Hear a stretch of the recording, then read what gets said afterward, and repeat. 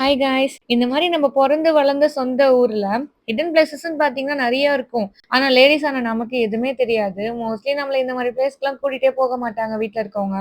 என்ன கேட்டீங்கன்னா, எங்க அம்மா, அப்பாக்கே இந்த மாரி பிளேஸ்லாம் எங்க இருக்குன்னு தெரியாது. ஆனா இந்த உடன்பிறப்புங்கலாம் இருப்பாங்கல்ல, அதுல பசங்க யாருனா இருந்தீங்கன்னா, உங்க வீட்ல கேட்டு பாருங்களேன், எல்லா இடமும் தெரியும்னு சொல்லுவானுங்க.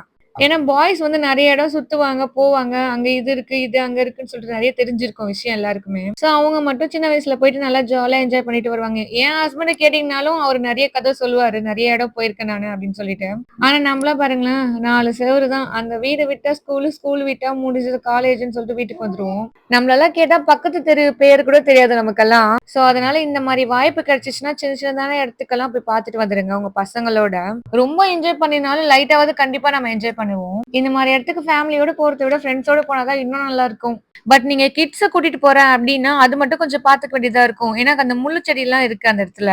சில இடத்துல பூச்சிங்கலாம் கூட இருக்கும். இந்த மாரி செடிங்க இருக்கு அப்டின்னாவே கண்டிப்பா பூச்சிங்க இருக்கும். அந்த பக்கம்லாம் கூட்டிட்டு போம்போது பார்த்து கூட்டிட்டு போணும். ஆனா ஒரு மாதிரி நல்லா இருந்துச்சு. அமைதியா, பிளசன்ட்டா அப்டின்னு சொல்லிட்டு. இந்த மாரி நீங்களும் உங்க ஊர்ல இருக்க சின்ன சின்ன ஹிடன் பிளேஸஸ்லாம் பார்த்துருக்கீங்களா?